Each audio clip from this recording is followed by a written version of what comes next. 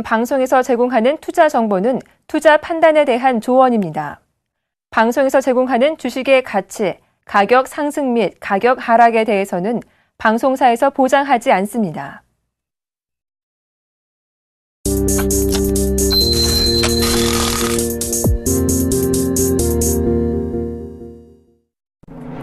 시청자 여러분 안녕하십니까. 출발 증시와이드 2부의 김동현입니다. 지난 금요일 우리 코스피 지수가 이라크 관련 지정학적 우려로 1% 이상 급락하면서 1990선까지 주저앉았었죠.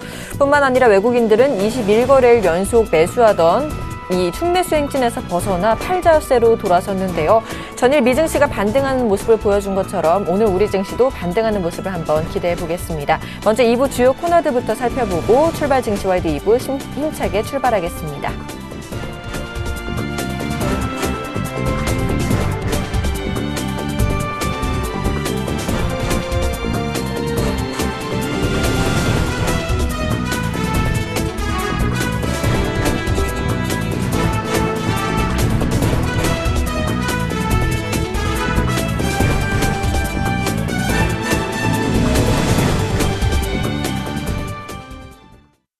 넘버원에게 듣는다 시간입니다. 미중산업경제연구소 조용찬 소장 연결됐습니다. 안녕하십니까? 예, 안녕하십니까? 네, 소비세 인상 뒤에 일본의 개인 소비가 침체에 빠졌다고 하는데요. 이미 일시적인 침체를 예상했던 만큼 예상 범위 내에서라고 볼 수 있을까요? 또 앞으로 개인 소비는 회복 추세를 탈 것으로 보시는지도 궁금합니다. 네, 지금까지 나오는 경제 지표를 보면은 예상 범위 내에 있다고 볼 수가 있는데요. 소매업 판매 같은 경우에는 4월달 마이너스 3.8% 감소하는 데 그쳤고요. 또 가계 소비 지출도 4월달에 0.9% 증가세가 계속 이어지고 있는데요. 아무래도 임금 증가세가 계속 일어나고 있기 때문에 이런 현상이 나타나는 것으로 보여집니다. 4월에 1인당 임금 같은 경우에는 0.9% 상승을 했고요. 또 대기업의 여름 보너스 지급이 시작되고 있기 때문에 3분기부터는 또 다시 소비가 회복이 될 것으로 보여지는데요. 하지만 4분기 이후부터는 개인 소비가 좀 느릴 것으로 보여집니다. 최근에 임금 인상이 보너스와 같은 특별 급여가 주도를 하고 있기 때문인데요. 기본급 인상은 2%에 그쳤기 때문에 아무래도 물가를 제한한 실질 소득은 그렇게 늘어나지를 않는 편입니다. 이 때문에 총인구에서 차지하는 직장인 비율이 일본 같은 경우는 49%고요. 또 연금 수급자도 40%가 넘는데 물가 상승이라든지 주가 하락으로 인해서 고령자들이 씀씀이가 점점 어려워지고 있기 때문에 앞으로도 이런 소비 증가세는 4분기부터는 조금 완만해지지 않을까 보여집니다. 지난주 금요일이었죠. 일본 정부가 경제재정자문회의에서 이 경제개혁의 기본 방침 초안을 발표했습니다. 또 법인세율을 내년부터 단계적으로 낮추기로 했다는데요. 세율을 얼마나 인하하고 또 이 부족한 세수는 어떻게 해결할 예정인지 궁금합니다. 네, 아베노믹스의 개혁에 탄력을 주기 위해서 경제개혁과 관련된 기본 초안을 마련했는데요. 여기에서는 일본의 생산 연령 인구가 계속 감소하기 때문에 1억 명 정도 인구를 유지시키기 위해서 해외 노동자들을 유입시키는 정책, 이민 정책을 좀 완화시켜 주기로 했고요. 또한 법인세율을 현재 39%에서 5년 정도까지는 20% 수준으로 낮춰주겠다는 목표를 발표했습니다. 아무래도 법인세를 독일과 같은 수준으로 떨어뜨려야지만 기업들의 국제 경쟁력을 갖출 수가 있기 때문에 최소 6% 가까이는 시켜야 된다는 게 아베 총리 생각이라고 합니다. 문제는 2020년도까지 기초적 재정 수지를 흑자를 만들 것을 목표로 했기 때문에 아무래도 과세 기반을 확대시켜주는 조치가 없을 경우에는 법인세 인하는 재정에 큰 부담이 될 수가 있는데요. 이 때문에 앞으로 일본 정부 같은 경우는 재정 확보를 어떻게 할 것이냐가 중요한 키포인트가 될 것으로 보여집니다. 앞으로 저출산에 대한 기본 대책이 오히려 법인세 개혁보다는 경쟁력 확보에 더 시급한 상황이기 때문에 앞으로 일본 정부 같은 경우는 성장 궤도를 올려놓기 위한 근본적인 경기 국제 경쟁력 강화 방안들을 좀 내놔야 될 시점이 아니겠는가 이렇게 보여집니다. 네. 그리고 우리가 이번 주에 좀 주목해서 봐야 할 일본의 경제 지표는 어떤 것들이 있을까요? 네, 지난주에 발표되는 GDP 성장률이라든지 그리고 법인 기업의 예측 조사는 시장 예상만큼 아주 좋게 나왔는데요. 이번 주에 발표될 무역 통계라든지 전산업 활동 지수 같은 경우는 조금 악화되지 않을까 보여집니다. 18일 날 발표되는 5월 무역 통계 같은 경우에는 수출 금액이 전년 대비 마이너스 2.1% 그리고 수입 금액은 3.4% 증가할 것으로 보여지고요. 이 때문에 무역 수지는 1조 3천억 원이 넘는 적자가 예상이 됩니다. 수출은 증가세가 이제 하락으로 전환이 됐고요. 수입은 광물성 연료 수입이 늘어나면서 전년 대비 계속 플러스를 유지할 것으로 보여지기 때문에 무역 적자는 계속 확대되는 그런 모습입니다. 19일 날 발표되는 4월 전산업 활동 지수 같은 경우에는 전월 대비 마이너스 4.1%로 예상이 되는데요. 3차 산업 활동 지수라든지 광업 생산 지수가 하락한 영향으로 인해서 전산업 활동 지수는 좀 큰 폭으로 위축될 가능성이 높아 보입니다. 네, 말씀하신 것처럼 이번 주에는요, 일본 무역 수지와 경기 선행 지수 등 경제 지표들이 예정되어 있습니다. 그리고 또 이라크발 리스크가 잠재되어 있기도 한데요. 이번 주간 일본 증시 전망 어떻게 하시나요? 네, 아무래도 이번 주에는 계속 숨고르기 장세가 펼쳐질 가능성이 높은데요. 이라크 반군에 대한 공습 여부가 아무래도 며칠 내에 결정될 것으로 보여지기 때문에 지정학적 위험은 투자가로 하여금 위험 회피 움직임이 좀 강하게 일어날 가능성이 높아 보입니다. 또한 이번 주에 미국의 FOMC에서 출구 전략이 논의된다면은 미국의 금리 상승뿐만 아니라 주가 하락이 엔구에도 연쇄 반응을 미치기 때문에 투자가들은 투자 판단을 하기가 상당히 어려운 상황이고요. 또 기술적으로도 등락 비율이 133%까지 올라가면서 기술적 지표가 과열이 되어 있습니다. 이 때문에 계속 차익 매물이 출회되지 않을까 보여지는데요. 이 때문에 수출 관련주를 중심으로 해서는 경계 매물이 출회될 것으로 보여지고요. 자원주라든지 해운 기업들 같은 경우는 반사 이익이 기대되지 않을까 보여집니다.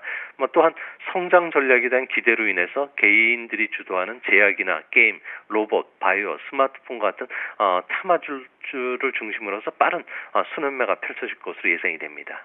네, 이렇게 일본 시장 얘기 좀 해봤고 이번에는 중국 쪽 얘기 좀 해보겠습니다.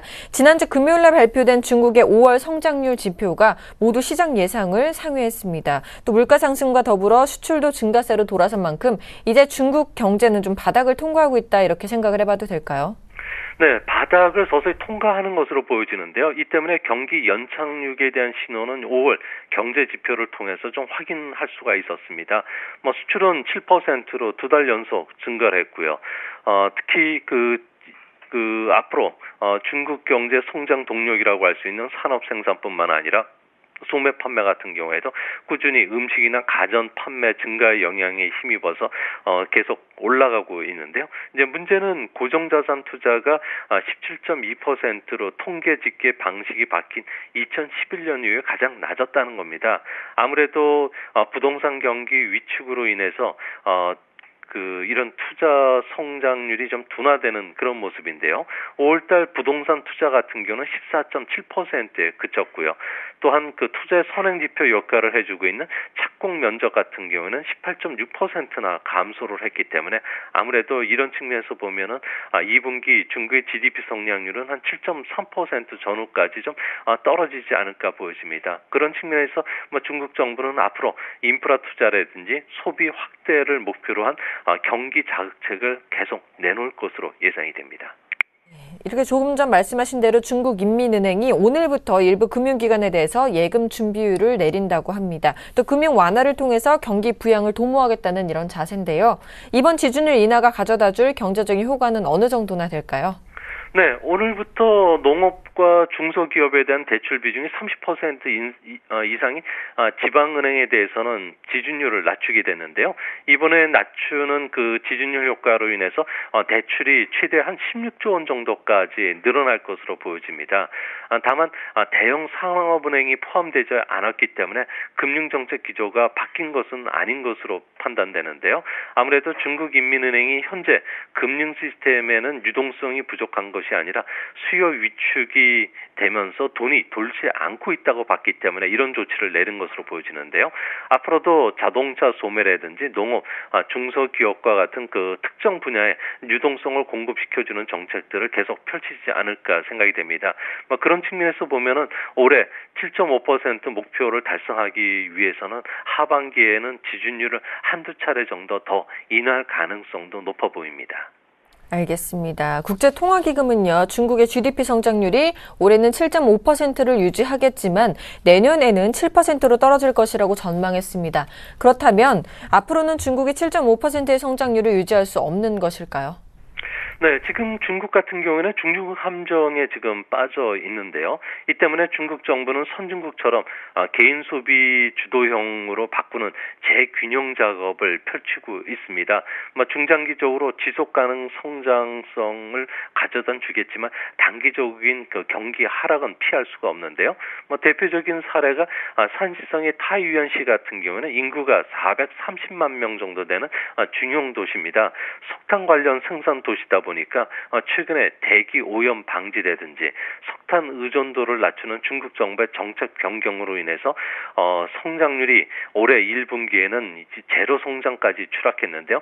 작년 1분기에 12% 성장에 비하면은 상당히 그 충격적인 현상이 일어났는데요. 중국의 많은 도시들이 이같이 성장 방식 전환에 따라서 경기 경착륙 위험이 높아지고 있다고 합니다.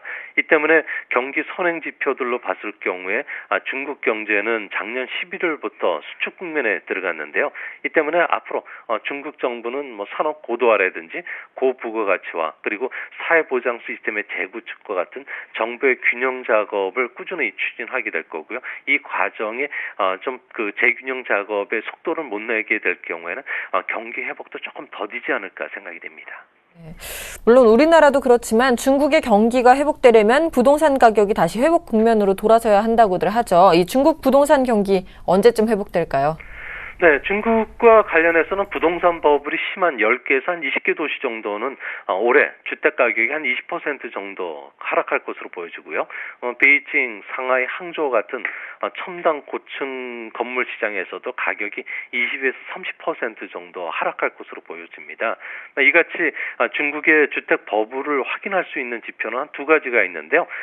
세대 소득 대비해서 주택 가격을 보면은 베이징 같은 경우는 19배, 상하이는 18배입니다. 1980년대 후반기 일본의 그 도쿄 수준을 좀 상회하고 있기 때문에 버블이 뚜렷하고요. 또한 주택 가격 대비 집세 비율을 보면은 베이징이 한 2% 되는데요. 중국 내 1년 만기 예금 금리가 3%인 점을 비교하면은 주택에 대한 투자는 크게 매력이 없다는 거죠. 이 때문에 적정 가격으로 집값이 좀 하락하게 될 2015년 말이라든지 2016년 초를 전후해서는 중국 정부가 신형 도시화라든지 금융 정책을 완화시키면서 서서히 부동산 경기를 연착시키려고 하는 이런 움직임이 나타날 것으로 보여집니다. 알겠습니다. 지금까지 미중산업경제연구소의 조용찬 소장과 함께 글로벌 시장 정리해봤습니다. 도움 말씀 고맙습니다. 예, 감사합니다.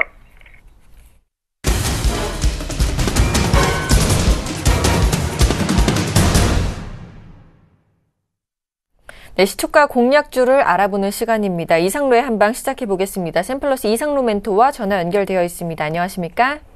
예, 반갑습니다. 이상로입니다.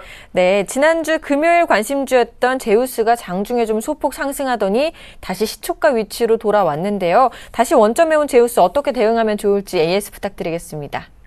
예, 맞습니다. 제우스 같은 경우에 다시 한 번 더, 또다시 그 가격대, 지금 신고가를, 지금 나타날지, 안 나타날지, 거기에 대한 관심이 조금 쏠리고 있다고 보셔야 됩니다. 오늘 인텔이, 실적 전망치가 상당히 높게 나타났습니다. 미국 시장에. 그러면서 금요일 시장이 마감이 되는 모습이었고, 안에 내용적인 측면을 보자면, PC에 대한 수요가 증가할 것이다.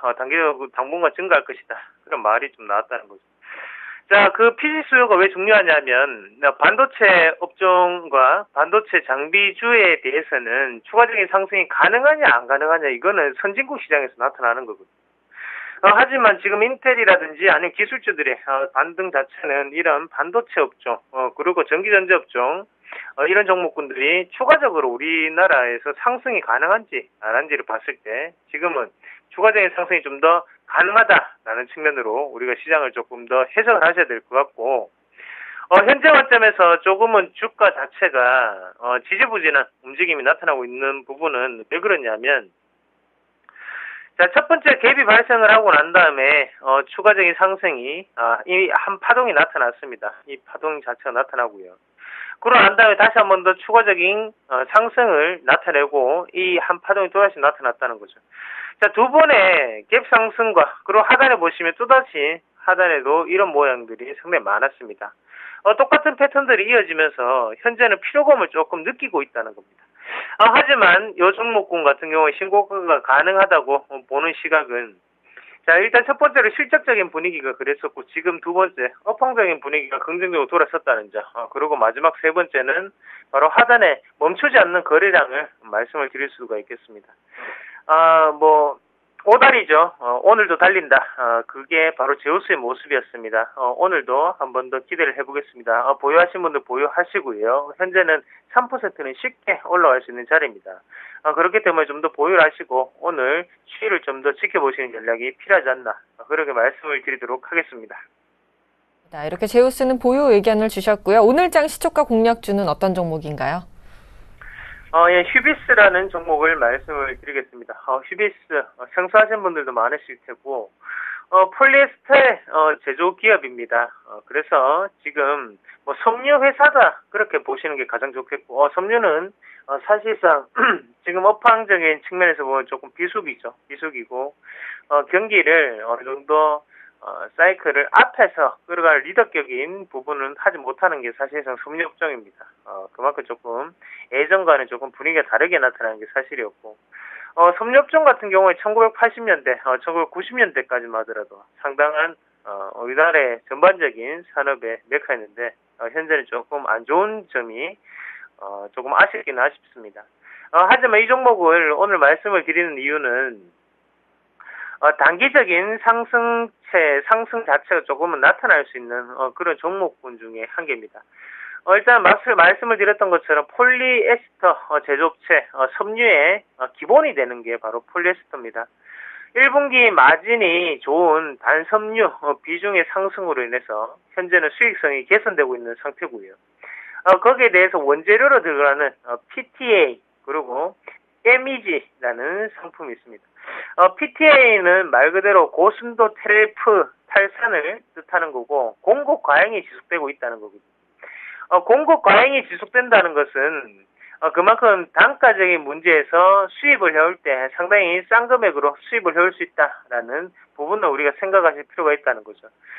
그리고 지금 MEG, 모노에틸렌 글리콜 같은 경우에는 아시아 중심으로 해서 신증설이나 수요 증가가 이루어지고 있는 만큼 지금은 거기에 대한 어느 정도의 단기 순이익에 대한 급증, 그리고 영업이익에 대한 급증을 우리가 조금 더 예상해 볼 수 있는 자리가 아닌가, 그렇게 말씀을 드리겠습니다. 매출은 쉽게 늘어날 수가 없는 게 바로 화학업종, 그중에서도 섬유업종입니다. 그러면 거기 제한된 매출 안에서 기업의 실적이 좋아지기 위해서는 이런 영업이익률의 상승 효과가 좀 더 기대를 해보셔야 될 것 같고요. 그리고 가격적인 측면으로 본다면 이 11,600원짜리를 강하게 돌파하고 올라가는 모습이었습니다. 이 매물대가 상당히 두껍게 나타나고 있죠. 하지만 이 자리까지는 제가 내려오기는 조금 힘들 것 같고요. 이 11,950원, 이 자리가 상당한 맥점으로 작용 확률이 높습니다. 오늘 추가적인 상승이 가능한 차트라고 조금 보고, 현재 12,100원, 12,150원, 똑같이 시가가 그대로 형성되어 있는데, 시초가 공략을 조금 하시는 게 좋을 것 같아요. 시초가 공략을 하시면서 추가적인 상승을 좀 더 노려보시는 전략이 어떤가. 그리고 지금은 자리도 상당히 좋습니다. 그래서 보유를 조금 더 하시는 전략 말씀을 드리도록 하겠습니다. 자, 목표가는 플러스 3%, 매수가는 시초가 말씀을 드리겠고요. 손절가는 하단에 11,500원짜리 우리가 손절선으로 대응을 하시면 무난하게 수익주 관점으로서도 좋은 종목군 중에 한 개가 아닌가, 그렇게 말씀을 드리겠습니다. 자, 오늘 월요일인데요. 좋은 하루 되시고 한 주 활기차게 시작하시길 바라겠습니다. 오늘도 즐거운 매매 하시길 바랍니다. 알겠습니다. 오늘장 시초가 공략주인 휴비스까지 살펴봤습니다. 잠시 후 9시부터 30분간은요. 샘플러스 홈페이지에서 이상로멘토의 무료 공개 방송이 열립니다. 지금 바로 접속해서 참여하시면 시초가 공략주의 생생한 AS를 들으실 수 있으니까요. 많은 참여 부탁드리겠습니다. 지금까지 샘플러스 이상로멘토와 함께 오늘장 시초가 공략주 들어봤습니다. 고맙습니다.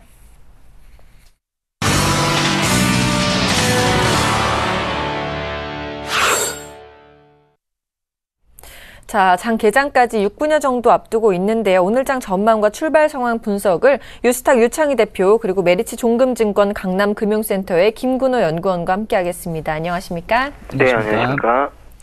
네, 먼저 유창희 대표님께서 오늘장 시장 어떻게 예상하시는지 말씀 좀 해주실까요? 네, 오늘 시장은 조금 소폭 상승할 가능성이 높지 않을까. 왜 그러냐면 지난 주말에 미국 증시가 어쨌든 상승 반전에서 마감됐기 때문에 우리나라가 뭐 이라크 사태라든지 뭐 여러 악재로 인해 가지고 주말을 좀 약세로 마감했던 부분들에 대해서 일부분 반등이 나올 수 있지 않을까 생각을 좀 하고 있고요. 기술적으로 본다면 이렇게 좋은 모습은 아니죠. 일단은 2000포인트를 안철하지 못하고 다시금 음봉이 나오면서 하락을 하면서 상당히 이제는 좀 매물이 좀 악성 매물이 좀 많이 쌓여 있다라는 부분들. 지난주 금요일에 제가 말씀드렸던 것 중에 하나가 현금을 최소한 30% 정도는 확보를 해놓고 마감하자고 말씀드렸던 이유 중에 하나가 약간 상승 강도가 조금 못 미칠 수 있기 때문에 그런 말씀을 드렸던 거고, 지금은 일단은 반등이 나온다고 하더라도 반등 자체가 썩 강하지 않을 것 같다 생각을 하고 있습니다. 왜 그러냐면은 수급적으로 보더라도 외국인들이 지난 금요일에 12,000계약이 넘는 선물 매도가 나왔다는 부분들은 유가증권 시장하고 같이 조금은 보수적으로 보는 모양을 배를 띄고 있기 때문이죠. 그래서 그동안에 외국인들의 선물이 매도의 그 누적 물량이 너무 많이 쌓여 있기 때문에 외국인들의 선물 쪽에서 매수 반전을 좀 확인하기 전까지, 그 매수 반전이 뭐 한 1-2천 계약이 아니라 최소한 그 12,000계약의 반 이상은 한 이틀 안에 회복을 시켜놔야지 다시금 외국인들이 시장을 좀 긍정적으로 보는구나 라고 평가할 수 있기 때문에 그러한 부분들 체크하시길 바라겠고요. 차트를 좀 더 보신다면 코스피 시장 자체는 일단은 반등이 나온다고 했을 때 한 1995포인트 정도 전후로 해가지고의 반등이 나올 수 있지 않을까 생각하고 있고요. 반대적으로 코스닥이 지난주는 좀 상대적으로 강한 모습을 띠면서 좋은 모습을 띄었습니다. 하지만 코스닥의 반등 자체도 어떻게 보면은 뭐 570포인트대에서 520포인트대가 하락을 한 것이고, 특히 이제 2주 전에 550에서 520포인트대까지 급락세가 나왔었기 때문에 거기에 대한 일정 부분 반 정도의 되돌림이 나온 것이 아닌가 생각을 하고 있습니다. 그렇다면은 50% 정도 되돌림이 나왔다면 일단은 기술적 반등은 끝난 것이다. 여기서 우리가 지켜볼 부분들은 추가적인 반등 여부가 중요한 것이 아니라 여기서의 그 기간 조정이 좀 나오든가 아니면 1차적인 가격 조정이 나왔을 때 한 121선 정도가 될 수 있는 한 530포인트 전후로 한 지지력을 얼마 테스트할 수 있는지, 거기를 공고히 지킬 수 있는 여부를 체크하시고 접근하시는 게 좋지 않을까 생각을 하고 있습니다. 알겠습니다. 이렇게 오늘장 시장 예상해 봤고요. 김근호 연구원님께서 오늘장 강세 예상 업종도 좀 짚어주시죠. 네, 일단 금요일 좀 수급 주체별로 어떤 종목들을 샀는지 먼저 좀 살펴보면요. 코스피 기준으로 외국인은 삼성 SDI, 그리고 삼성 엔지니어링, 그리고 3위 각기 LG화학, 삼성생명, 하나케미칼, 대상, DGB금융지주, LG디스플레이, CJ제일제당, 하나금융지주 이런 종목들을 좀 매수했고요. 기관 기준으로는 NC소프트, 현대제철, 만도, SK하이닉스, 그리고 우리금융, LG이노텍, 롯데케미칼, 그 아모레지와 SK이노베이션, 한국전력, 제일모직, 삼성증권 이런 종목들을 좀 매수를 했습니다. 또 외국인과 기관의 어떤 이 공통적으로 좀 매수를 하는 업종을 보면 가장 먼저 일단 화학 업종을 좀 들 수 있을 것 같은데요. 또 외국인은 LG화학을 가장 좀 많이 매수하는 모습을 좀 보여줬고요. 그리고 기관은 이 롯데케미칼을 좀 사는 모습을 좀 보여줬습니다. 거기다가 SK이노베이션과 뭐 금호석유도 좀 매수하는 모습들을 좀 보여줬을 때, 일단 오늘은 좀 화학 업종 계속적으로 좀 견조하게 움직일 가능성이 있다. 뭐 대외적인 환경이라든지 뭐 밸류에이션에 대한 매력 이런 부분들이 좀 겹쳐지는 것 같고요. 철강 같은 경우에도 일단 기관이 현대제철을 좀 많이 샀고, 전체적으로 시장의 그 대외적인 환경이 좀 변화했을 때 가장 좀 눈에 돋보이는 업종이 두 가지, 이제 화학을 비롯해서 철강 업종인데, 일단 산업재 섹터 역시나 이 화학과 철강은 좀 오늘도 견조하게 움직일 가능성이 좀 높지 않을까라는 말씀을 좀 드리고 싶습니다. 그래서 이 두 업종을 오늘은 좀 견조하게 움직일 업종으로 꼽아드리겠습니다.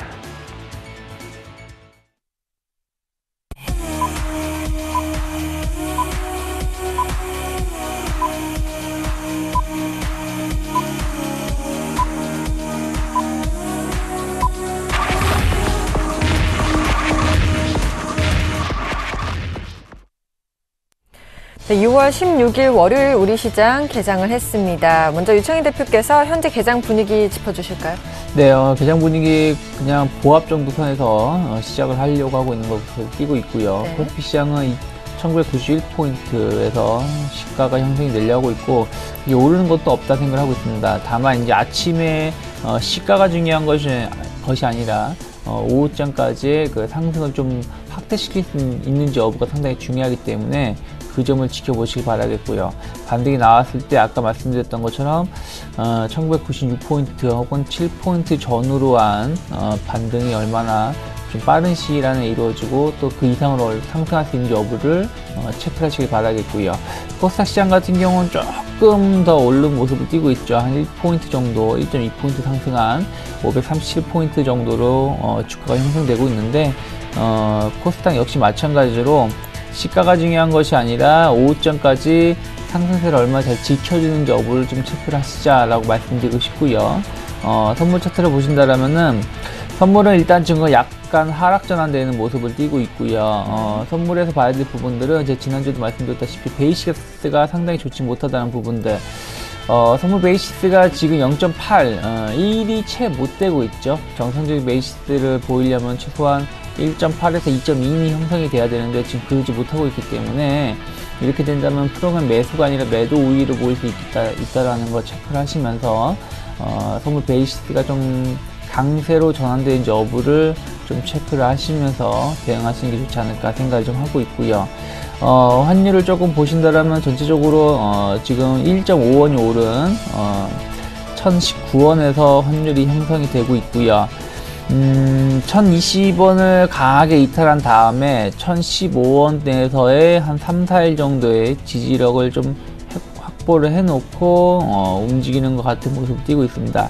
다만 1020원을 다시 올라올 수 있는지 여부는 좀 지켜봐야 될 부분들이 있기 때문에 좀 일단은 지금 조금 오른다는 부분들에 대해서 너무 긍정적으로 평가하기보다는 그냥 쏘쏘하다라고 생각하시고요. 환율 같은 경우는 뭐 크게 시장에 좀 어떤 전반적으로 이슈를 미칠 만한 요인은 없기 때문에 일단 지금 상황에서 움직임을 그냥 관망하는 정도로 체크하시는 게 좋지 않을까 생각을 하고 있습니다. 알겠습니다. 자, 이렇게 현재 개장 분위기 짚어봤고요. 일본 증시 출발 상황도 살펴보겠습니다. 네, 일본 증시는요 0.32% 하락한 15,049.61포인트로 시작을 하고 있습니다. 시총 상위 종목 흐름도 체크해 보도록 하겠습니다. 네, 삼성전자 소폭 상승 출발하고 있는 모습이고요. 현대차는 보합권에서 움직이고 있습니다. SK하이닉스와 또 현대모비스, 포스코는 하락 출발하는 모습이고요. 네, 삼성전자 우선주는 소폭 상승 출발하고 있습니다. 네, 한국전력과 기아차, 신한지주 모두 하락 출발하는 모습이고요. 네, 삼성생명과 LG화학 상승 출발하고 있습니다. SK텔레콤도 소폭 하락 출발하고 있습니다.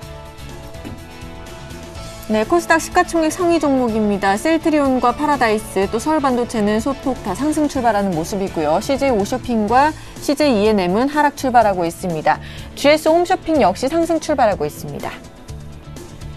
자, 이렇게 시총 상위 종목 흐름 살펴봤고요. 김근우 연구원께서 현재 업종별 분위기도 한번 살펴봐 주시죠. 네, 일단 뭐 오늘 코스피는 좀 약보합으로 시작을 하고 있고 코스닥은 조금 강하게 시작을 하고 있는데요. 일단 뭐 코스피 기준으로 좀 살펴드리면 의료정밀이 가장 좀 올라오고 있고요. 그 다음에 은행, 전기전자, 그리고 건설, 화학, 보험, 소형주, 뭐 제조 뭐 이런 식으로 좀 그러니까 플러스가 좀 나고 있고, 나머지 업종들은 대체적으로 좀 마이너스권. 뭐 지금은 또 다시 증권업종이 플러스로 좀 돌아서는 모습, 왔다 갔다 하는 모습을 좀 보여주고 있습니다. 일단 뭐 의료 정밀 섹터 같은 경우에는 뭐 우리가 아는 부분은 아닌 것 같고요. 뭐 DI가 좀 많이 낙폭이 컸었기 때문에 오늘은 좀 되돌림 이 부분이지 않을까. 그리고 은행 섹터 같은 경우에 기업은행이 좀 플러스 1%가 넘는 수준으로 좀 움직이고 있다라는 말씀을 좀 드리고 싶고, 뭐 관심이 많으실 텐데 일단 IT 쪽에서는 삼성전자가 1% 가까운 플러스를 좀 보여주고 있습니다. 일단 뭐 삼성전자가 좀 조정폭이 나왔었기 때문에 일단 반등 되돌림 현상으로 인한 어떤 판단으로 좀 해야 되지 않을까. 추가적인 상승은 조금 더 시간이 걸린다. 확인을 좀 해봐야 된다라는 말씀을 드리겠고, 화학 어세터 같은 경우에는 뭐 큰 화학주보다는 중소형 화학주들이 좀 움직이는 모습들, 그 안에서 일단 제일모직과 KCC가 플러스를 보여주고 있다는 말씀을 드리겠고, 건설 쪽은 지금 뭐 삼부토건, 남광토건, 고려개발, 그러니까 중소형 건설주들이 좀 움직이고 있습니다. 다들 아시다시피 뭐 대형 건설사 같은 경우에는 아직까지 큰 움직임은 좀 없지 않나라는 말씀을 좀 드리고요.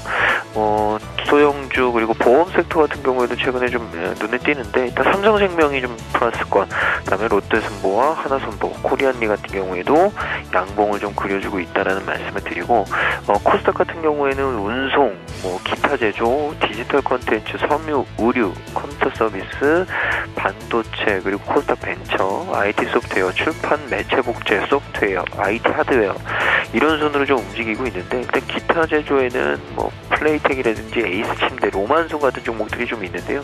에이스 침대와 로만송 같은 경우는 좀 강하게 시작하고 있다. 그리고 운송 쪽에서는 뭐 유성 TNS 같은 경우가, 그리고 SGNG가 좀 플러스권에서 돋보이는, 눈에 띄는 종목이다라는 말씀을 드리고, 디지털 콘텐츠 같은 경우에는 게임주들이 대거 포진되어 있는데, 오늘은 그래도 게임주들이 조금 반등에 나서려는 모습, 조이시티가 4.7% 정도 상승폭이 나오고 있고요. 다날, 그리고 드래곤플라이, 그리고 게임빌 다 3-4%대의 상승을 좀 보여주고 있습니다. 그리고 이스트소프트 역시 2.7% 가까운 상승폭을 좀 보여주고 있다라는 말씀드리고, 최근에 또 이 섬유의류, 섬유의복 쪽 섹터에 있는 종목들이 다들 좋은 것 같습니다. 일단 오늘은 이 코스닥 쪽에서는 뭐 코데지 컴바인이라든지 데코네티션, 원풍물산, 이런 종목들이 일단 오늘 좀 강하게 시작을 하고 있다라는 말씀을 좀 드리고요. 이 컴퓨터 서비스 같은 경우에는 여러 가지가 좀 섞여 있죠. 사물 인터넷 쪽도 있고, 뭐 안전망도 있고, 보안 이 솔루션 쪽도 있고, 일단 오늘은 S넷, 한일 네트워크스, 링네트 같은 종목들, 그리고 오랜만에 슈프리마가 좀 반등을 모색하려는 모습들이 보이네요. 뭐 반도체 같은 경우에는 최근에 좀 눈에 띄는 종목들이 많았었는데, 일단 피델릭스나 루멘스가 1% 가까운 상승세, 그리고 이 자동차 반도체를 생산하고 있는 IAE, 그리고 STS 반도체가 약 1% 가까운 상승세를 또 보여주고 있습니다. 그리고 PSK 같은 경우는 최근 조정이 좀 깊어서 그랬는지 오늘은 조금 이 반등을 모색하고 있는데, 뭐 만족할 만한 수준의 반등은 아니다라는 말씀을 드리겠습니다. 알겠습니다. 자, 이제 시장 수급 분위기도 한번 짚어보도록 하겠습니다. 수급은 모두 좀 매도하는 모습인데 자세히 짚어주실까요? 네, 수급은 지금 썩 좋은 모습은 아니죠. 네. 외국인 기관 모두 코스닥, 코스피 모두 양매도가 나오고 있고요. 일단은 아까 말씀드렸던 것처럼 뭐 유가증권 시장, 뭐 코스닥 시장의 그 매수 여부보다도 선물 쪽의 매수 여부가 상당히 중요하다고 말씀드렸었는데, 지금 외국인들이 800계약 정도 선물 매수가 들어오고 있는데, 이건 큰 의미는 없다 생각을 하고 있습니다. 뭐 지금 한 1000계약에서 2000계약 매수가 들어오는 것이 아니기 때문에 800계약은 언제든지 뭐 불과 1분만 해도 매도로 반영될 수 있기 때문에 큰 의미는 없습니다만 일단 매수를 시작을 했고요. 아까 말씀드렸던 것처럼 최소한 이틀 안에 혹은 한 3일 정도 안에 선물이 누적 매수가 6,000계약 넘게 매수가 들어와줘야지 좀 외국인들의 시각이 좀 변화가 될 수 있다는 것을 우리가 좀 체크해 볼 수 있기 때문에 오후장까지의 선물 매수가 좀 더 확대되는지 여부를 좀 지켜보시기 바라겠고요. 그러면서 지금 비차익 쪽을 통해서 지금 매도가 나오고 있는데, 만약에 선물 쪽에서 매수가 좀 확대가 된다라면은 비차익이 지금 330억 매도가 나오는 것이 매수로 반전될 수도 있기 때문에 그 점을 같이 연동해서 보시면서 체크하시기 바라겠고요.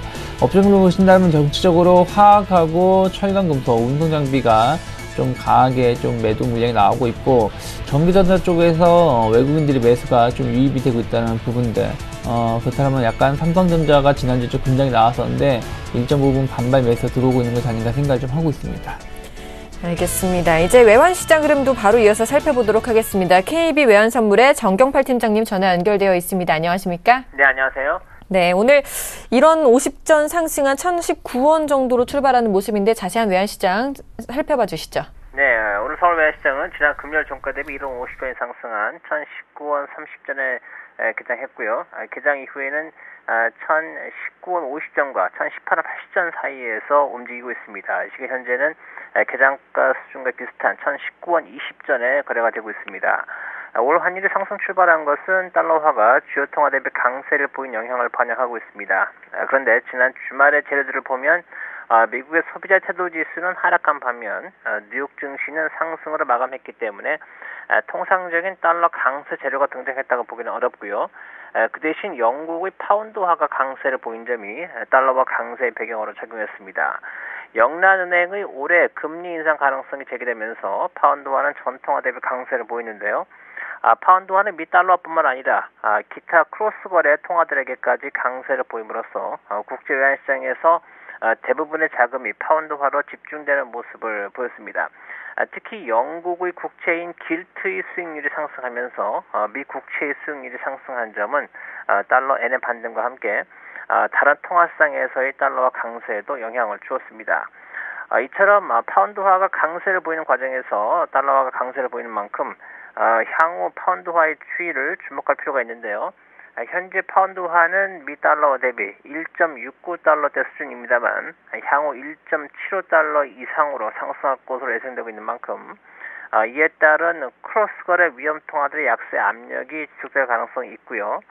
이 과정에서 원화 역시 다른 위험 통화들과 함께 약세 압력을 받을 가능성이 있습니다.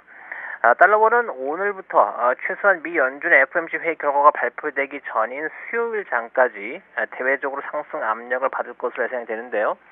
이는 달러원과 높은 상관성을 보여온 다우지수의 약세가 지속될 가능성 때문입니다. 다우지수는 지난주 금요일은 상승으로 마감했습니다만 주간 단위로는 하락세를 기록했고요. 기술적으로도 하락의 신호가 등장하고 있는 만큼 이에 따른 달러원의 반등 가능성에 주목할 필요가 있다는 말씀을 드리겠습니다.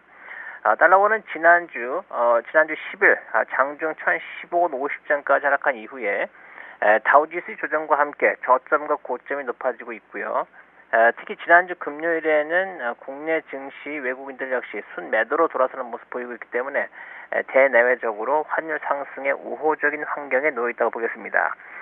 이번 주 가장 중요한 변수는 우리나라 시간으로 목요일 새벽에 마감하는 미국의 6월 FOMC 회의인데요.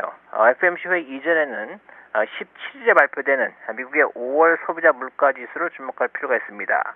이번 5월에도 지난 4월과 마찬가지로 2% 수준을 유지할 경우 FOMC 회의에서 매파적 성명서가 나올 가능성이 크다고 보고 있습니다. 영국의 조기 금리 인상 가능성에 따라서 미 연준의 행보에 대한 시장의 관심이 커지고 있는데요. 미 연준 성명서 내용의 성격이 매파적이냐 아니면 여전히 비둘기파적이냐에 따라서 달러원의 방향성이 크게 영향을 받을 것으로 보고 있습니다. 오늘 달러원은 1,020원을 전후한 움직임을 보이겠습니다. 네, 지금까지 KB 외환선물의 정경팔 팀장님과 함께 외환시장 동향 살펴봤습니다. 고맙습니다. 감사합니다.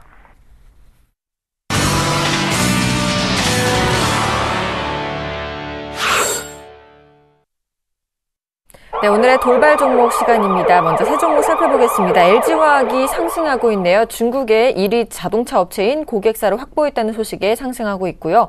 포스코엠텍은 435억 원 규모의 추징금 부과 소식에 약세를 보이고 있다고 합니다.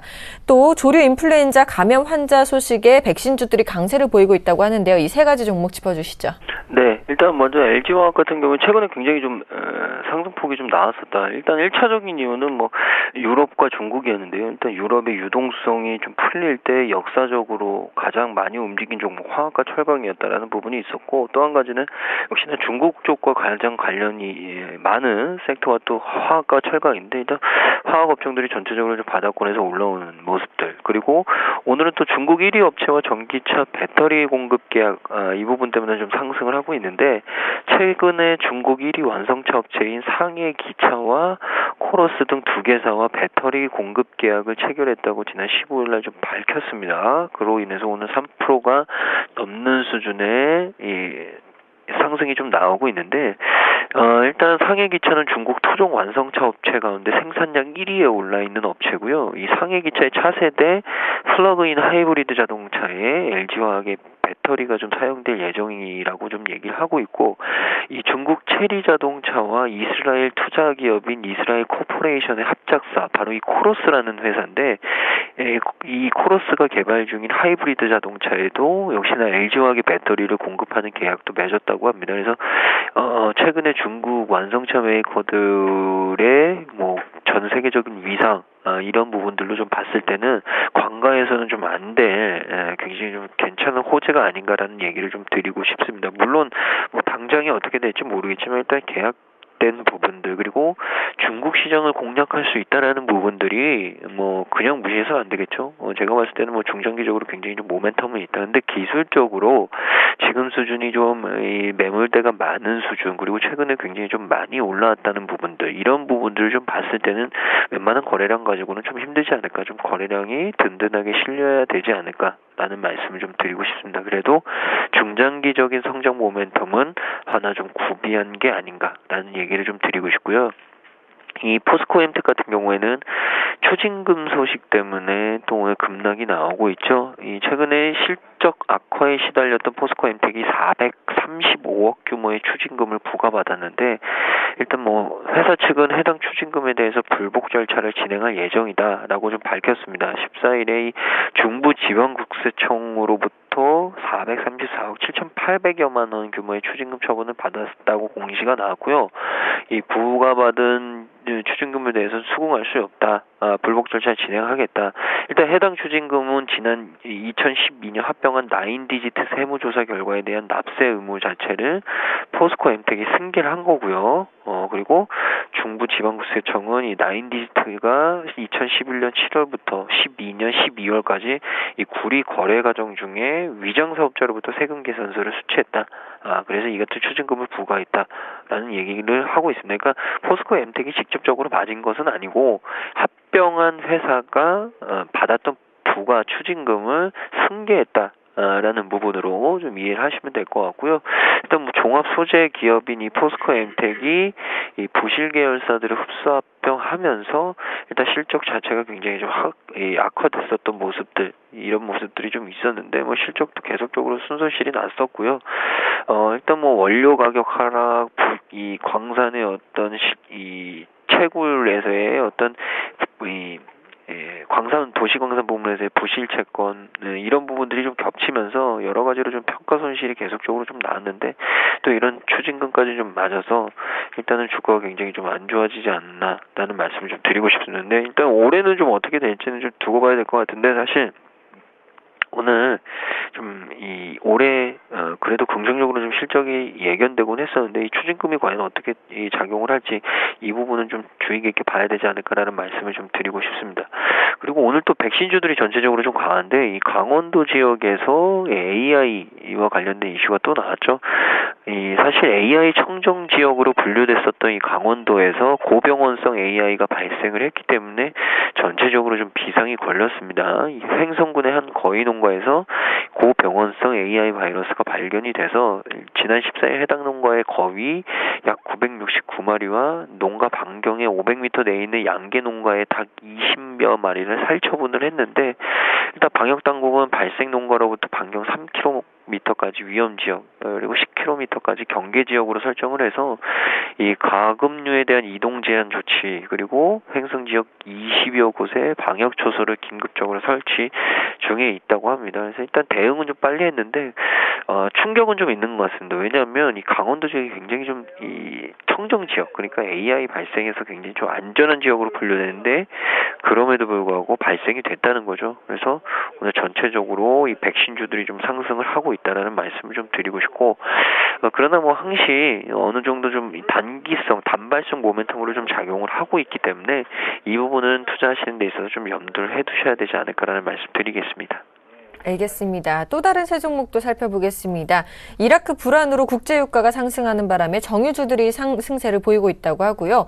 게임빌과 컴투스 등 통합 플랫폼을 기대한다는 소식에 동반 강세를 보이고 있습니다. 또 행남자기는 경영권 매각 추진설에 장중 신고가를 기록하고 있다고 하는데요. 이 세 종목 짚어주시죠. 네, 지금, 일단은 뭐 정유주들이 지난주 금요일에 이어서 오늘도 좀 강한 모습을 띠고 있습니다. 뭐, SK이노베이션이 2.4%에서 오일이 2.6%, GS가 1.3% 정도 상승을 보여주고 있는데, 이라크 내전이 조금 장기가 된다라면은, 국제유가가 120불 정도까지 올라갈 수 있을 것이라는 얘기가 좀 흘러나오고 있죠. 뭐, 지난 주말에는 미국이 그 이라크 부근에다가 항공모함 3대까지도 좀 파견했다는 얘기도 나오고 있고요. 모르겠습니다. 뭐 장기로 갈지 단기로 갈지 모르겠습니다만 좀 개인적으로 단기전으로 끝날 가능성이 높다라고 생각하고 있습니다만 어찌됐든 유가가 좀 오르고 있다는 부분들, 그렇다면 그동안 재고 물량들이 많기 때문에 여기에 대해 수혜를 입을 수 있기 때문에 약간 주가가 좀 오르는 것이 아닌가. 특히 최근에 어떤 모멘텀이 없었던 상황에서 이러한 지정학 리스크는 정유주나 화학주에 좀 긍정적인 소식이 될 수도 있지 않을까 생각을 좀 하고 있는데, 반등 자체를 본다라면 아직까지 좀 기술적 반등이 좀 불가하다라고 생각을 좀 하고 있습니다. 그동안 SK이노베이션 같은 경우는 11만원대에서 10만원을 이탈하는 모습까지 띄기도 했었고요. SO일도 마찬가지로 한 6만원대에서 5만 2천원 초반까지도 하락했었기 때문에 거기에 따른 기술적 반등인데, 만약에 유가가 조금 더 올라온다라면은, 주가는 조금 더 올라갈 가능성이 높지 않을까 생각을 좀 하고 있고요. 그렇다면은, 정유주들 좀 관심을 가질 필요도 있다 생각을 하고 있습니다만은, 어쨌든 최근 이틀 동안 많이 올라왔던 부분들이 있기 때문에, 오늘 신규로 접근하시기보다는 최소한 한 2, 3일 정도는 좀 주가 흐름을 체크를 하시면서 접근하시는 게 좋지 않을까 생각을 하고 있고요. 그동안 가지고 계신 분들, 혹은, 지난 금요일이나 그때 매수하신 분들은 조금 주가 흐름을 좀, 지켜보면서 먼저 손절을 하거나 이익 실현하기보다는 좀 보유를 하시면서, 대응을 하시는 게 좋다 생각을 좀 하고 있고요. 컴투스가 상당히 강한 모습을 띠고 있습니다. 거의 한 6%대 급등세를 띠고 있고요. 게임빌도 거의 4%대 상승을 보여주고 있는데, 이제 게임빌이 컴투스를 인수를 했었죠. 그래서, 이제 플랫폼도 이제 통합해가지고, 진행을 한다라는 얘기가 나오고 있습니다. 뭐, 두 회사 모두 모바일 게임 업체이기 때문에, 이런 부분들은 상당히, 예상이 됐던 부분들이고, 특히 이제 최근에 컴투스라든지 게임빌 모두, 각자 내놓은 게임들이, 웹스토어에서 상위를, 랭크를 하고 있기 때문에, 그에 대한 시너지 효과를 좀 더, 기대해 볼 수 있다 생각을 하고 있습니다. 개인적으로는 컴투스의 주가는 좀 상승에 좀 제한이 걸릴 수 있지 않을까 생각을 좀 하고 있어요. 이미 지난주 같은 경우도 컴투스가 44,000원대에서 52,000원대로 거의 한 20% 가까운 상승을 보여줬기 때문에 추가적인 상승에 조금 부담이 걸릴 수 있다 생각을 하고 있고요. 의외로 게임빌이 지난주에도 많이 올라왔습니다만은, 지금 7만원대 매물대 이 자리가 돌파를 확인이 된다라면, 꼭 오늘이 아니더라도, 한 며칠 내로 이 자리 돌파가 확인된다라면 충분히 새로운 추세로, 상승 추세로의 진입이 나올 수 있기 때문에 게임빌의 주가 흐름을 좀 더 관심 있게 볼 필요도 있지 않을까라는 생각을 개인적으로 좀 조심스럽게 하고 있다라는 거 체크를 하시면서, 일단은 최근에 좀 게임주들, 특히 이제 지난주에 게임주들 상승세가 코스닥이 상승했던 것 대비해서 상당히 높은 상승률을 구가했었는데, 그러한 상승세가 기술적 반등인지 아니면 앞으로의 그 시장 주도주로 다시 등극할 수 있는지 여부가 이번 주가 좀 분수령이 될 수 있기 때문에 그 점 같이 체크를 하시면서 대응하시는 게 좋다 생각하고 있고요. 행남자기가 오늘 주가가 좀 들썩이고 있어요. 아침에 한 7% 정도 상승세를 보여줬다가 지금 하락 전환돼가지고, 마이너스 4% 정도 나오고 있는데, 지금 이제 김영주 회장님의 이제 어머님이 계시겠죠. 모친인 김재인 씨가 보유하고 있는 10.5% 주식을, 장에 매도를 했다.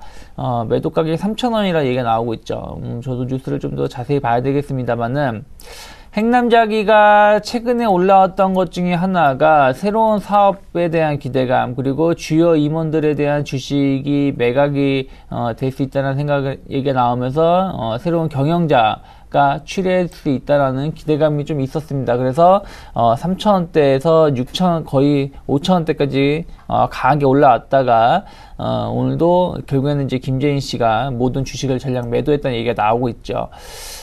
도자기 사업 그리고 뭐 그릇 이쪽 사업에 대해서의 그 어떤 매출 정체 우려감이 계속 있었던 상황에서 최근에 이제 새로운 경영자가 회사를 인수할 수 있다라는 기대감이 있었는데 지금 주가는 약간 차익 매물이 좀 쏟아지고 있다는 부분들 본다라면은 이런 이슈는 좀 끝난 것이 아닌가 생각을 좀 하고 있습니다. 특히 장외 매각 금액이 3,000원이라 그러면은 이미 그 새로운 경영자가 참여를 한다고 하더라도 주식에 대한 차익성 이미 거의 그렇다면 70% 정도 주가가 올라온 것이기 때문에 추가적인 상승에는 조금 제한이 걸릴 수 있지 않을까 생각을 좀 하고 있습니다. 알겠습니다. 또 다른 세 종목도 살펴보겠습니다. 자, 삼성생명이 삼성화재 자사주 매입으로 지분 가치가 강화될 것이라는 전망에 강세를 보이고 있고요. 삼성전기는 연일 신저가 행진을 이어가고 있습니다. 2분기 실적이 부진할 전망이라고 하죠. 싸이주들 강세를 보이고 있습니다. 행오버가 7일 만에 6천만 뷰를 돌파했다고 하네요. 세 종목 짚어주시죠. 네, 일단 삼성생명 같은 경우에는 화재 쪽에 자사주 매입 굉장히 긍정적이다 이런 얘기들이 좀 나오고 있는데 지난 주말 장 마감 이후에 삼성화재 자사주 189만 4,993주 지분으로는 한 4% 정도 되고요. 이 부분을 좀 매입하기로 했다라고 공시가 나왔습니다. 그래서 이에 따른 삼성생명의 삼성화재 지분율은 기존의 10.98%에서 14.98% 정도로 확대가 되고요. 일단 증권가에서는 대체적으로 좀 긍정적으로 평가하는 분위기입니다. 그래서 삼성생명의 지분 가치가 굉장히 좀 강화될 것이다. 삼성화재의 시가 배당률이 한 1.8% 정도 되는데 이 삼성물산 시가 배당률보다 높고 연결 대상으로 인식되는 삼성자산운용 평균 ROE 18% 내외 그렇게 본다면 삼성생명 본업 자체도 개선되지 않는 현 상황에서 일단은 이 금융계열사의 지분 가치 강화, 주주 환원율의 강화 이런 부분들이 결국 주주 가치로의 제고 이 부분이 될 것이다. 라는 의견이 좀 제시가 되면서 일단 전체적으로 좀 긍정적으로 받아들이는 분위기다라는 얘기를 좀 드리고 싶습니다. 그리고 다음 종목은 삼성전기인데요. 오늘은 또 유독 삼성 관련된 종목들이 많은데 2분기 실적 우려가 좀 제기가 되면서 또 한번 신저가가 좀 갱신이 됐습니다. 2분기 실적이 컨센서스를 어느 정도 좀 화해할 것이다라는 의견이 좀 제기가 됐고요. 이 보급형과 구형 갤럭시 모델 생산에 대한 조정, 갤럭시 모델 생산 조정으로 인해서 실적 압박, 그리고 또 한 가지가 S5의 부품 단가 인하 이런 부분들이 2분기에 실적 부진이 나올 수 있는 근거로 좀 제시가 됐습니다. 일단 주가는 굉장히 좀 신저가가 갱신되면서 다시 한번 좀 안 좋은 모습으로 좀 변모되는 것 아닌가라는 의견을 좀 드리고 싶습니다. 그래서 일단 보유하고 계신 분들은 좀 이제는 결단을 좀 내리실 때가 되지 않나. 물론 손실이 좀 많이 나셨겠지만 제가 봤을 때는 단기간에 좀 치고 올라오기는 굉장히 좀 힘들지 않을까라는 의견을 좀 드리고 싶고, 오늘은 모처럼 이 싸이 관련주들이 전체적으로 강세 보이고 있죠.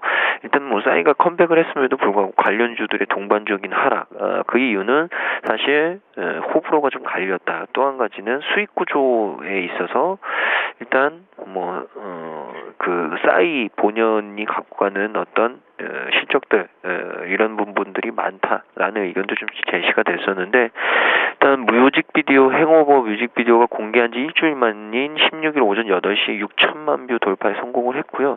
패러디 영상도 만들어지면서 인기가 증명이 되고 있다고 합니다. 그래서 일단 생각했던 것보다 시간이 조금 지나면서 다시금 반응이 굉장히 좋다.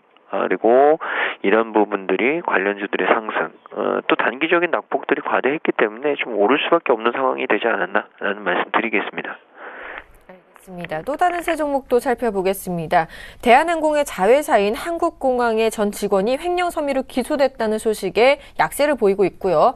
다날은 3분기 IPN 서비스가 본격 런칭된다는 소식에 강세를 보이고 있습니다. 한국가스공사는 이라크 내전 우려에 이거래 일제 하락하고 있네요. 세 종목 짚어주시죠.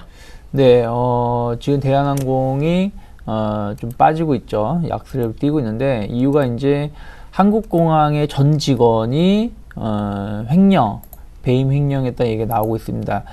금액이 상당히 큽니다. 900억 정도 되는, 7회 정도 되는 것 같고요. 그리고 자기 자본의 35% 정도 차지한다고 그러죠. 그래서 지금 한국공항은 아예 거래 정지가 된 상황이고요. 일단은 그 부분 좀 체크를 해야 되기 때문에. 그리고 대한항공이 대주주로 거기에 대해서 이제 한국공항을 지배 구조로 갖고 있기 때문에 대한항공도 약세를 띠고 있죠. 최근에 이제 주가 자체가 이제 좀 반등이 좀 보이려는 모색을 좀 띄려고 하고 있었죠. 왜 그러냐면은, 일단 원화가 강세가 보이고 있고요. 유가 자체가 좀 안정세를 띠면서, 턴어라운드에 대한 기대감이 조금 작용을 하다가, 이라크 내전에 대한 우려감으로 유가가 좀 올라오고, 또 지정 리스크로 인해 가지고 어쨌든 여행객이 좀 감소됐을 때 우려감이 좀 작용을 했고, 거기다가 보면 한국공항 전 직원에 대한 배임 소식이 나오면서 지금 약세를 띠고 있습니다.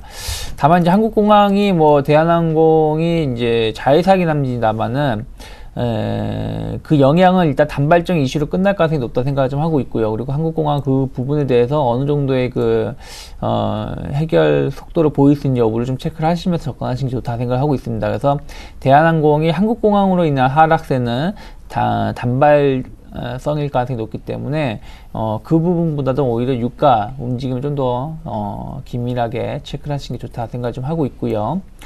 다날이 상당히 강한 모습을 띄겠습니다. 상당히 오랜만에 상승세 보여주고 있는데 IPN 서비스라고 해가지고 이제 각 국가가 어떤 쇼핑을 하거나 했을 때 휴대폰으로 결제할 수 있는 부분에 대해서 다날이 거기에 이제 결제권을 가지고 있다 얘기가 나오고 있습니다. 그래서 중국뿐 아니라 이제 동남아시아 쪽에서도 휴대폰 결제를 할 때는 다날을 통해서 결제를 한다 얘기가 나오고 있죠. 대기 고객이 한 10억 명 된다고 합니다. 뭐 결국은 중국이 워낙 크기 때문에 중국을 대부분 많이 차지하겠습니다만은 올해 이제 지속적으로 중국의 텐센트사로부터 협약 관계를 맺음으로 인해 가지고 뭐 국내에서 뭐 G마켓이라든지 뭐 11번가 등을 중국인들이 구매를 했을 때 직구를 한다고 그러죠. 직구를 했을 때 다날의 결제 서비스를 이용한다는 얘기가 나왔었죠. 이제 그런 것들이 다른 국가로 확대된다는 얘기가 나오는 것인데 다만 주가 자체가 제가 봤을 때는 그러한 이 상승 이슈는 단발적이다 생각을 좀 하고 있습니다. 왜 그러냐면은 그런 얘기가 나온 것이 지난 3월 달쯤이고요. 그리고 나서 주가가 더 올라가는 것이 아니라 오히려 저점을 갱신하면서 더 우하향하는 모습을 띠면서 흐름을 보여줬기 때문에 지금 이런 다국적 IPN 서비스를 시작을 한다고 하더라도 그 이슈로 실적이 급격히 개선되기는 좀 힘들 수 있다 생각을 하고 있습니다. 그래서 이것은 중장기적인 관점에서 보는 것이 단발적으로 단기간에 어떤 효과를 볼 수 있는 건 아니기 때문에 지금 반등은 기술적 반등이라 생각을 하고 있고 제가 봤을 때 9,200원을 안착한지 여부 혹은 9,300원 돌파 여부를 좀 체크를 하시면서 신규로 접근하시는 게 좋다 생각을 좀 하고 있고요. 끝으로 한국가스공사가 지금 2% 가까운 하락세를 보여주고 있는데 이제 결국 이제 이라크 내전 문제라 생각하고 있습니다. 한국가스공사 역시 마찬가지로 지금 자원개발 쪽을 하고 있는데 그 영향이 받지 않겠느냐 얘기가 나오고 있는 것이죠. 근데 지금 자원개발하는 것이 이제 주바이르라는 곳에 있는 것인데 이것이 이제 유전이 많이 모여있는 남부 지역에 있습니다. 그렇기 때문에 지금 아직 남부 지역까지 확대되지는 않고 있기 때문에 좀 상대적으로 안전한 곳이고 만약 내전이 단기적으로 끝난다라면은 한국가스공사 같은 경우 오히려 영향을 받지 않는 것이기 때문에 큰 우려감은 없습니다만 어쨌든 이것이 확대된다라면 남부로 확대된다라면 진짜 유가라든지 이런 부분들도 확대가 돼서 상승으로 큰 폭의 상승세를 보여줄 수 있고 한국가스공사 같은 경우도 해외 자원 사업 이쪽 이라크 관련된 사업 부분이 타격을 입을 수 있기 때문에 지금은 좀 아니지만은 좀 이라크 내전이 좀 확대되는지 여부에 따라서 좀 영향을 받을 수 있다라는 거 좀 체크를 하시길 바라겠습니다. 알겠습니다. 자, 이렇게 돌발 종목들 살펴봤는데요. 지금까지 유스탁의 유창희 대표 그리고 메리츠 종금증권 강남금융센터의 김근우 연구원과 함께 오늘장 특징주까지 살펴봤습니다. 도움 말씀 고맙습니다. 네, 감사합니다. 고맙습니다.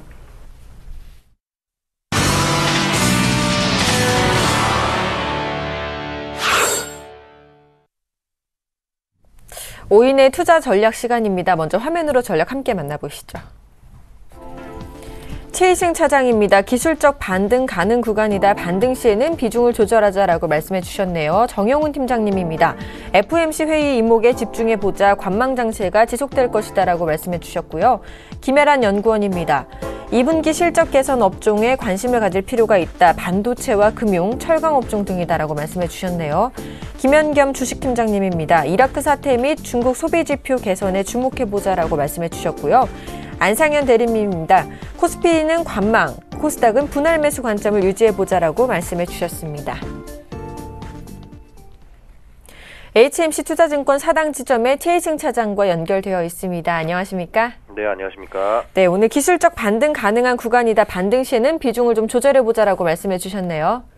네, 지난주 금요일에 상당히 좀 어이없게도 시장이 좀 기술적으로 상당히 많이 좀 빠졌는데요. 지금 2000선이 좀 깨진 상황에서 지금 2000선에 대한 그 회복 다시 한번 좀 트라이 할 것으로 보여지고요. 꼭 오늘이 아니더라도 이번 주 중에는 반드시 좀 트라이 할 것으로 보여집니다. 따라서 그 2000선 부근에서는 뭐 종목들 비중을 좀 전체적으로 좀 줄이고, 항상 제가 말씀드리지만 현금 50% 이상 항상 비중을 좀 갖고 가면서, 지난주 금요일 날 같은 경우에는 좀 사실 어떻게 매수하는 입장에서는 또 매수할 수 있는 어떤 기회가 된 거거든요. 그래서 그걸 이렇게 안 좋게만 볼 것이 아니라 현금 비중이 항상 좀 유지가 돼야지 그런 기회가 왔을 때 찬스를 캐치할 수 있다. 좀 다시 한번 좀 강조드리겠습니다. 그리고 지금 이라크 내전 관련해서 뭐 이제 계속 얘기가 나오고 있는데요. 지금 미국 시장 같은 경우에도 오히려 그 0.2% 이상 상승하는 모습을 보여주면서 이라크 내전과 관련된 리스크를 그 시장에 그렇게 많이 투영시키진 않고 있는 그런 모습이고요. 어떤 그 개별 기업들의 어떤 실적들이 상당히 더 중요할 것 같고, 이런 이라크 내전 관련 리스크가 불거지는 것은 오히려 매수의 찬스라고 좀 강하게 다시 한번 말씀드리겠고요. 개별 기업들 실적 괜찮은 종목들 뭐 워낙 많아서 다 열거할 수는 없겠지만, 일단 기본적으로 뭐 3위각기 지난주 금요일 날 기관들 상당히 좀 매도 물량 많이 나왔었는데 오늘 다시 반등해주고 있는 모습이고요. 그리고 이제 상신 브레이크, 임팩, 아이마켓 코리아, 뭐 그 이외에도 뭐 애경유아랄지 뭐 농심홀딩스, 풀무원 종목들 굉장히 많습니다. 좋은 종목들이 굉장히 많기 때문에 굳이 낙폭과대 종목들 눈 돌리지 마시고 가는 종목들, 추세 살아있는 종목들로만 조정 시에 매수 찬스라고 생각하시고 긍정적으로 보시면 될 것 같습니다. 알겠습니다. 지금까지 HMC 투자증권 사당 지점의 최희승 차장과 함께 얘기 나눠봤습니다. 도움 말씀 고맙습니다. 네, 감사합니다.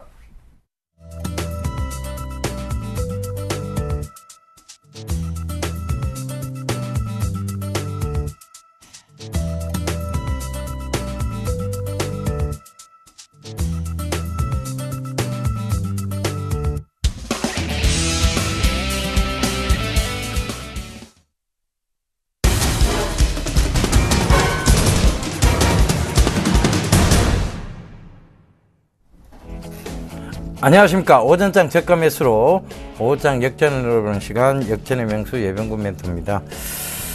자, 장 출발한 지 한 30분 지났는데요.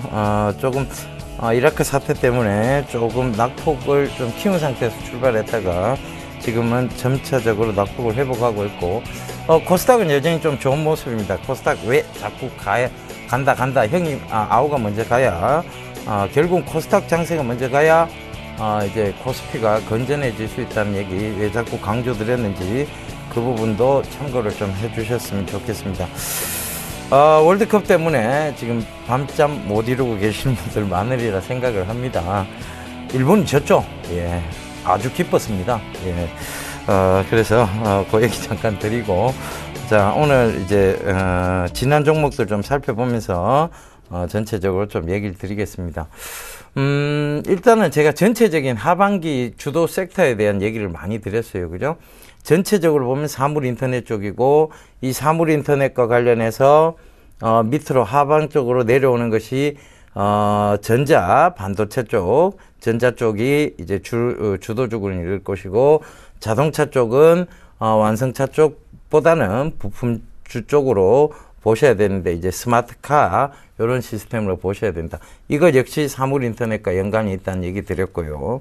그 다음에 문화 콘텐츠 쪽 보시라는 얘기 많이 드렸는데, 자, 좀 살펴보고 가도록 하겠습니다.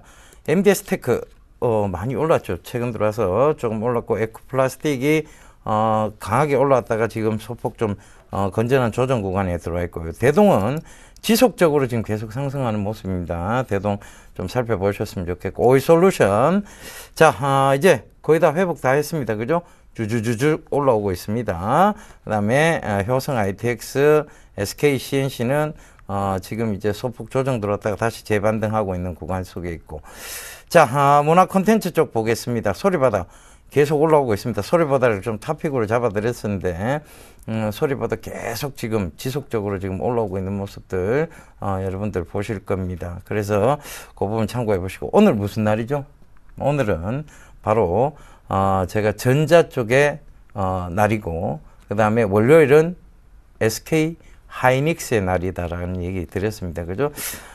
지난주 금요일 날 분명히 제가 계속해서 47,000원대 이상에서 분할 매수했던 것을 46,500원 이하에서 재매수 관점으로 보시면 된다라고 말씀을 드렸고, 금일 정확하게 46,500원 또 밑으로 내려왔다가 또다시 47,000원대를 회복하는 모습입니다.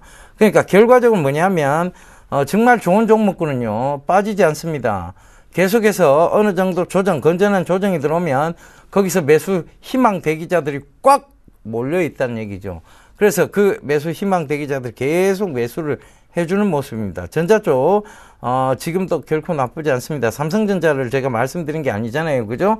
LG전자를 계속 강조드린 게 아닙니다. 뭐 강조드렸습니까?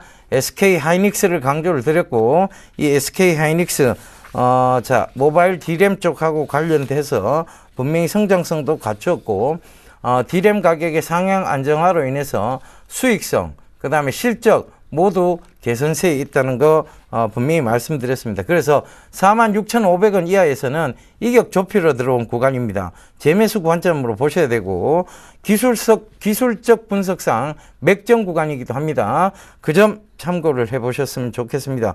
그래서 46,500원 이하 다시 한번 말씀드릴 테니까요. 그 점도 꼭 좀 참고를 하시고, 자, 이 SK 하이닉스와 더불어 봐야 될, 자, 또 하나의 종목이 있습니다. 바로 뭐냐 하면은, 이 사물 인터넷 관련되기도 하고요.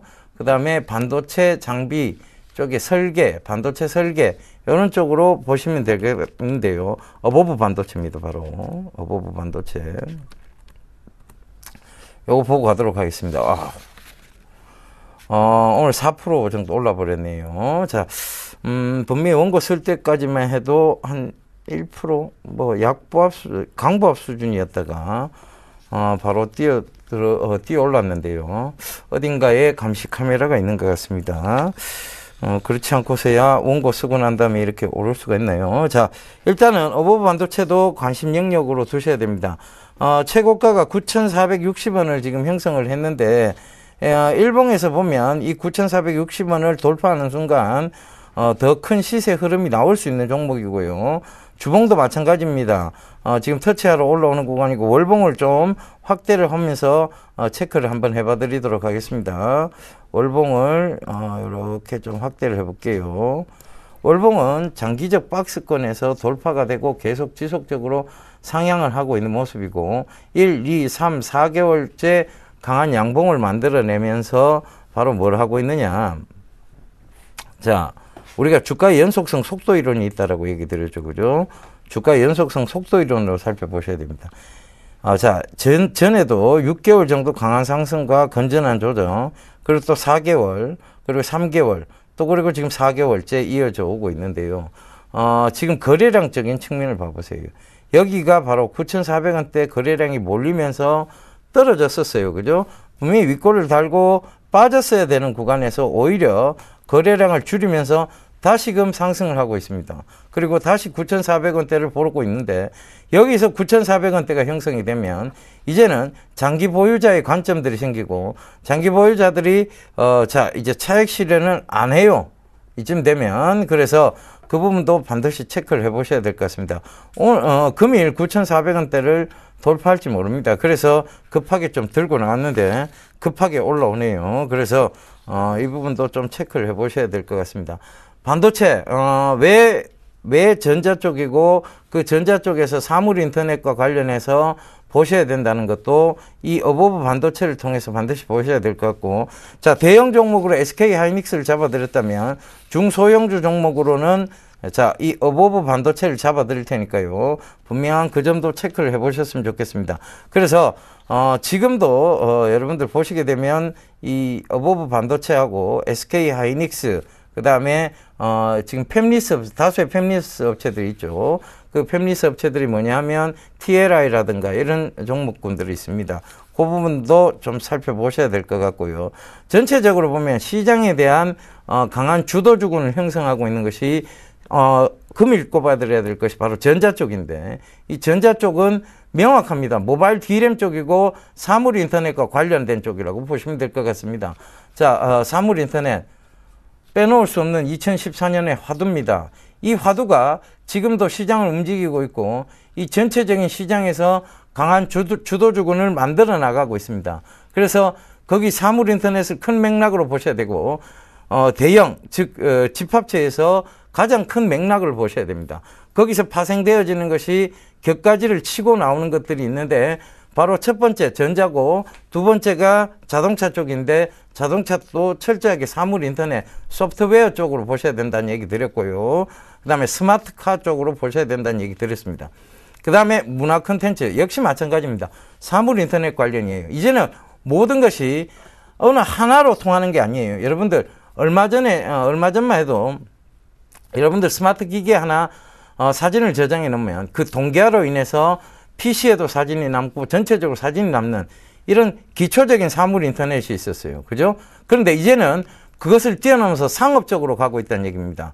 뭐냐면 어느 지역을 가기만 해도 그 상품에 대한 정보와 매장에 대한 정보, 그리고 내가 사고 싶은 물건 성향까지, 고객의 성향까지 파악해서 스마트폰으로 전송을 하고, 그 다음에 가장 자동차 쪽도 마찬가지입니다. 가장 바로 이 모바일 기기의 확산 때문에 이루어진 거예요. 이 자동차 쪽에서도 이 모바일 기기를 입힐 수 있다는 거죠. 바로 이 모바일 기기가 바로 자동차의 인베디드 소프트웨어 쪽으로 들어간다는 얘기입니다. 밀러링 시스템이라고 얘기를 하는데요. 그 점 참고를 해보셔야 될 것 같습니다. 자, 사물 인터넷 무시할 수도 없는 시장이고 지금 가장 큰 2014년도의 화두라고 보시면 될 것 같습니다. 그러면 하반기 주도주군 명확히 이미 다 나왔습니다. 저번에도 말씀드렸다시피 자, 전자, 자동차, 문화 콘텐츠 쪽입니다. 그 점 꼭 좀 참고해 보시고요. 거기에 관련된 종목군이라면 여러분들 결코 놓치셔서는 안 됩니다. 꼭 잡고 가셔야 되는 전략 쓰셔야 되고 그 점 꼭 좀 참고하셔서 여러분들께서 하반기 주도주에서 어떤 큰 맥락을 잡아가시길 당부드리도록 하겠습니다. 자, 제가 바로 이 방송 마치고 어버브 반도체나 SK 하이닉스에 대한 자세한 얘기는요. 바로 온라인 무료 강좌를 통해서 말씀드리도록 하겠습니다.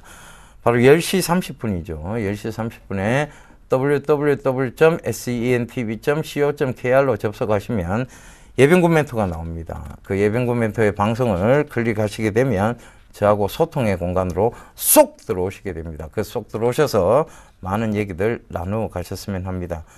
꼭 좀 많이들 참여해 주세요. 중요한 얘기들 다 드리고 있습니다. 저는 내일 다시 인사드릴 거 약속드리면서 이만 물러가겠습니다. 감사합니다. 예병군 멘토였습니다.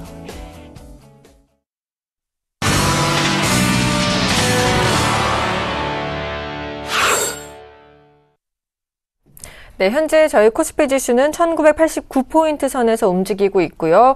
코스닥 지수는 537포인트 선에서 움직이고 있습니다. 앞으로의 추이도 저희 서울경제TV와 함께 하시기를 바라겠습니다. 출발 증시와이드 2부 여기에서 마치겠습니다. 저는 내일 다시 찾아뵙겠습니다. 시청해주신 여러분 고맙습니다.